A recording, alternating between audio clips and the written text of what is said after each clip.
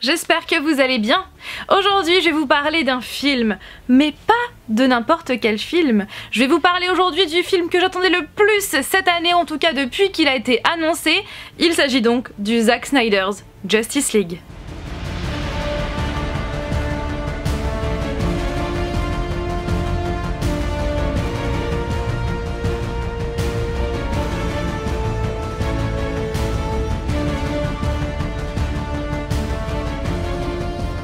En 2017 est sorti le premier Justice League et cette année est sorti le Zack Snyder's Justice League qui dure quand même 4 heures. Oui, 4 heures. Mais du coup, ceux et celles qui ne connaissent pas un petit peu l'histoire, pour quelle raison il y a cette nouvelle version d'un film qui est déjà sorti? Eh bien, c'est justement ce que je vais vous expliquer dans cette première partie.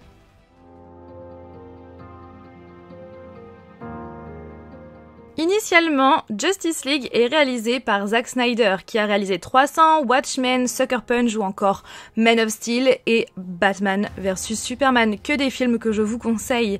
Et donc lors du tournage en 2016, Zack Snyder est à la tête de la réalisation, mais après le tournage, il fut contraint de se retirer de la production en mars 2017, après le décès tragique de sa fille Autumn. Warner Bros engagea alors Joss Whedon, qui est connu pour avoir réalisé entre autres Avengers et aussi Avengers l'ère d'Ultron.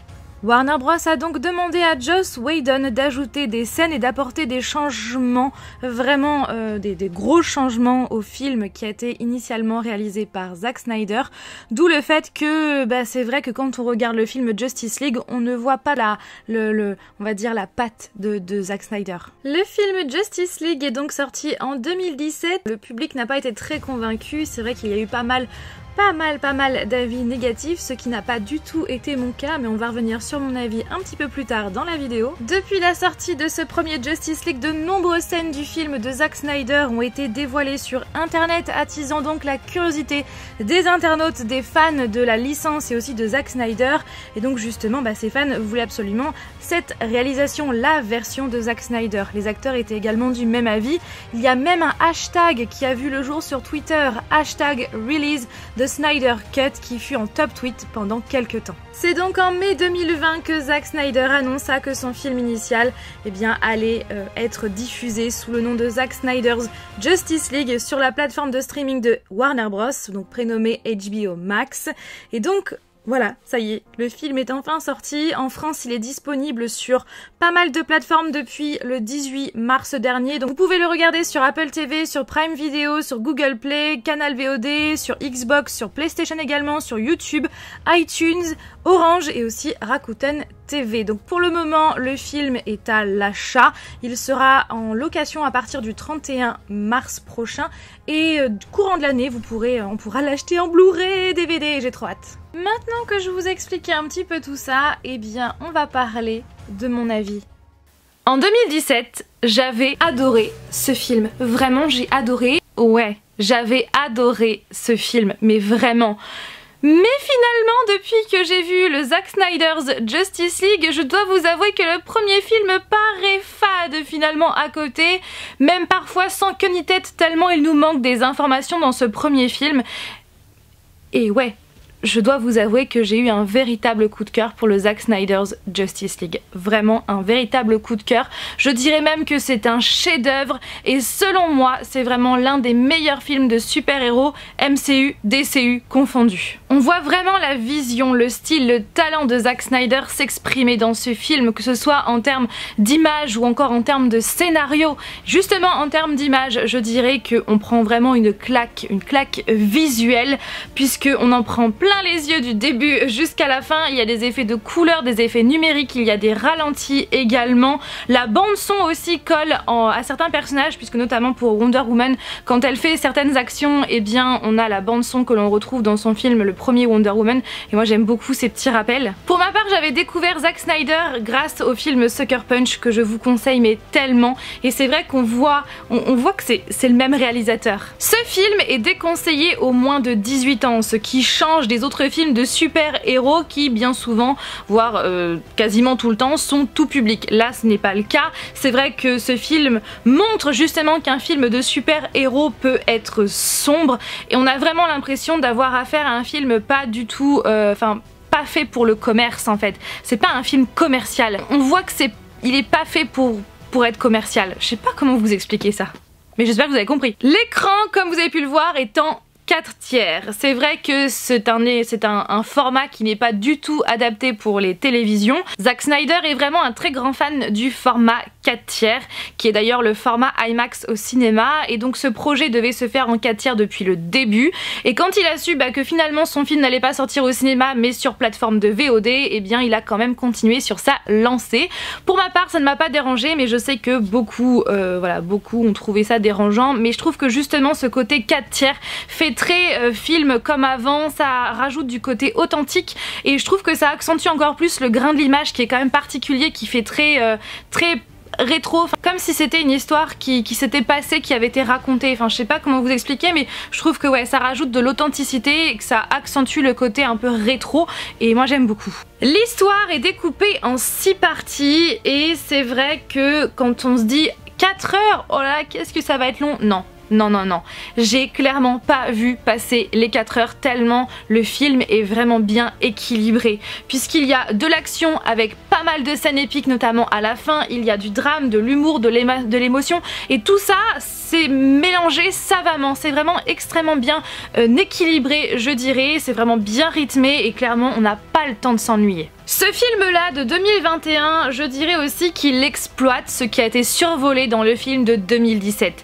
C'est vrai qu'avec du recul, moi qui ai clairement adoré la version de 2017, bah franchement maintenant je dois vous avouer que je me rends compte qu'il y a plein de choses qu'on ne savait pas, il y a plein de choses qui étaient survolées, plein de choses qui n'étaient pas exploitées, et je suis tellement contente d'avoir cette version de Zack Snyder, cette version qui devait sortir initialement avant que Warner Bros change tout. Donc c'est vrai, bon après voilà, Zack Snyder est parti de lui-même, mais voilà, Warner Bros n'aurait pas dû demander à Joss Whedon de refaire pas mal de scènes, ce qui fait que ça a perdu l'âme, l'identité initiale du film en fait. Et c'est vrai que cette version, ce film de 2021 exploite vraiment, mais vraiment tout plein de choses qui étaient survolées dans le film de 2017, notamment les personnages qui sont beaucoup plus détaillés dans ce film, notamment Cyborg qui a enfin sa place. C'est vrai que dans le 1 il était plus, enfin je dis le 1 mais celui de 2017 il était plus disons, on avait l'impression que c'est quand même un personnage qui est central, un personnage qui est important, mais il faisait plus office de figuration par moment, alors que là il a vraiment sa place. Il y a aussi beaucoup moins d'ellipses par rapport au film de 2017, parce que c'est vrai que dans le film de 2017 plein de choses, il y avait plein de questions qui restaient encore en suspens, où on n'avait pas de réponse, plein d'informations qu'on ne voyait pas, beaucoup d'ellipses. On a enfin l'histoire, les origines des boîtes mères, voilà, ça n'arrive pas comme ça, comme un cheveu sur la soupe avec Steppenwolf qui veut tout péter. Non, là on a enfin l'origine des boîtes mères, on a aussi les motivations de Steppenwolf, avec qui est au-dessus de lui, qui tient les ficelles. Je ne vais pas vous donner le nom du grand méchant pour ne pas vous spoiler l'histoire, mais en tout cas c'est un méchant que l'on retrouve dans les comics, et je suis vraiment contente voilà, qu'on sache enfin les motivations de Steppenwolf, que c'était pas juste comme ça sur un coup de colère, voilà. D'ailleurs en parlant de Steppenwolf, le méchant, il a un nouveau design, et franchement le design vraiment colle avec lui en fait, et je trouve que ça le rend plus impressionnant que dans la version de 2017. Plus de ça, il y a beaucoup de détails qui ont été rajoutés, qui sont vraiment hyper intéressants,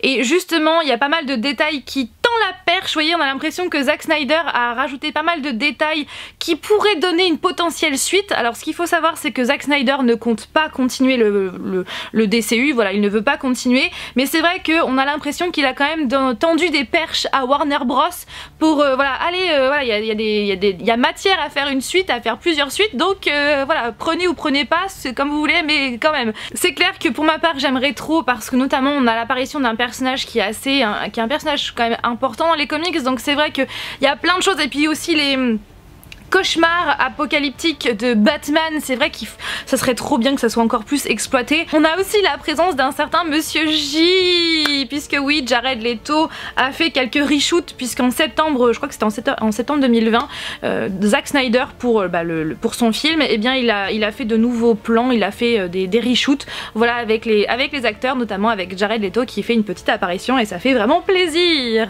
J'ai aussi adoré retrouver les personnages que j'aime tant. Après c'est vrai que ce qui est un petit peu dommage, c'est qu'étant fan de Henry Cavill et de Superman, c'est vrai qu'on n'a pas plus de... on n'a pas de nouveauté on va dire, donc c'est vrai que dommage parce que voilà, j'aime trop ce personnage et j'aurais aimé avoir de nouvelles choses on va dire, mais ouais, clairement j'aime trop ce film, j'aime vraiment ce film, j'aime trop ces personnages et je suis vraiment contente que cette version soit sortie. En plus ça, ce qui est bien, c'est que cette version est sortie aussi en France. Ça, quand on a su que le fameux Snyder's Cut allait potentiellement sortir, je me suis dit oh là, forcément il va sortir que chez les Américains, alors que non, il est aussi sorti en France, donc je trouve ça bien qu'il soit sorti aussi en France. En plus ça, vous avez donc la VF avec les mêmes comédiens de doublage et vous avez aussi une version sous-titrée, donc je trouve ça bien que ce film soit sorti en France. Et sincèrement, je ne sais pas si un jour Zack Snyder va revenir sur ses choix, peut-être que oui, mais j'espère qu'il va continuer, j'espère qu'il va reprendre en main le DCU, j'espère qu'il va faire une suite, ou du moins que Warner Bros va vouloir justement exploiter les détails qui peuvent amener à une suite, j'espère, mais je pense que ça ne sera pas fait aussi bien que Zack Snyder puisque c'est quand même sorti de sa tête, c'est lui qui a créé ça, donc ça serait trop bien qu'il y ait une suite. N'hésitez pas à réagir en commentaire, encore une fois avec beaucoup de bienveillance, j'insiste bien sur ça parce que ce n'est pas parce que moi j'ai adoré, que j'ai trouvé que c'était un chef-d'œuvre que forcément vous l'avez adoré ou que vous allez l'aimer, hein, les goûts et les couleurs, ça ne se discute pas. Sur ce, je vous fais tout plein de bisous et je vous dis à mercredi, non pas du tout, je vous dis à dimanche prochain pour une nouvelle vidéo. Bye. Yeah.